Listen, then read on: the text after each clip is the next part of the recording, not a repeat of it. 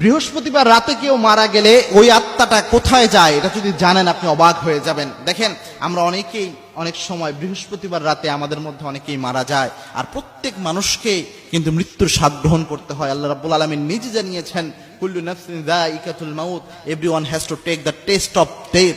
প্রত্যেক প্রাণীকেই মৃত্যুর স্বাদ গ্রহণ করতে হবে। তবে বৃহস্পতিবারে মৃত্যুবরণ করা, বৃহস্পতিবার রাতে আর অন্যান্য দিন মৃত্যুবরণ করা, এই দুইটা সমান নয়। আল্লাহর হাবিব সাল্লাল্লাহু আলাইহি ওয়াসাল্লাম নিজে জানিয়েছেন, মুসনাদে আহমদের হাদিস, মুসনাদে আহমদের 6546 নম্বর হাদিস, যে ব্যক্তি জুমার দিন ইন্তেকাল করে, জুমার রাতে ইন্তেকাল করে, ওই ব্যক্তির কবরে আল্লাহ রাব্বুল আলামিন কোনো আযাব দেওয়ায় না।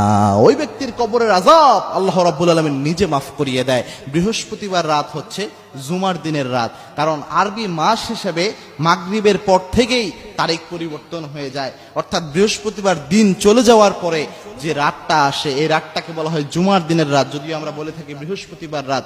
এই রাতে যদি কেউ ইন্তেকাল করে, তার কবরের কোনো আযাব হয় না, যেটা রাসূল সাল্লাল্লাহু আলাইহি ওয়াসাল্লামের হাদিস থেকে জানা যায়। তবে এক্ষেত্রে কয়েকটা কথা রয়েছে। এটা হচ্ছে যে কোনো ব্যক্তি নামাজই পড়লো না, কোনো ব্যক্তি রোজা করলো না, কোনো ব্যক্তি আল্লাহ রাব্বুল আলামিনকে রব হিসাবে জানতো না, কোনো ব্যক্তির জীবন এবং দর্শন রবুবিয়াতের উপর ছিল না, ইসলামের উপর ছিল না, ওই ব্যক্তি যদি এই জুমার রাতে মারা যায়, তাহলে তার ক্ষেত্রে কি হবে?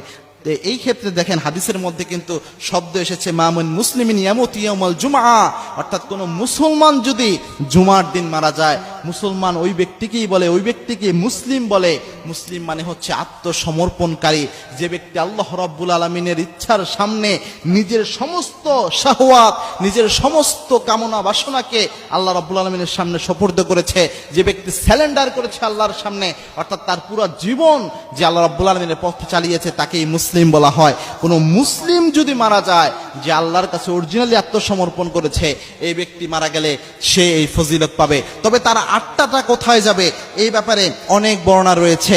যে বারা বিন আজিজ রাদিয়াল্লাহু তাআলা আনহু তিনি বলেছেন, যারা ইমানদার ব্যক্তি রয়েছে, যারা মুসলিম ব্যক্তি রয়েছে, তারা যখন মারা যায় তাদের আত্মাগুলা ইল্লিনে চলে যায়। যে ইল্লিনের কথা আল্লাহ রাব্বুল আলামিন নিজে জানিয়েছেন, যে কিতাবুল আবরার লাফি ইল্লিন, আল্লাহ রাব্বুল আলামিন নিজে জানিয়েছেন, যারা ভালো আমল করে, যারা নেক আমল করে, যারা নেককার, তাদের কিতাবসমূহ ইল্লিনে সংরক্ষিত থাকে।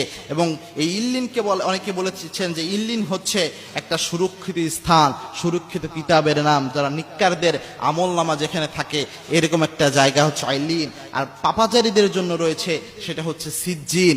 এই ইল্লিনে আত্মাগুলো চলে যায়, এরকম বর্ণনা সাহাবীদের থেকে পাওয়া যায়, এবং কি তাবিঈদের থেকেও এরকম বর্ণনা পাওয়া যায়।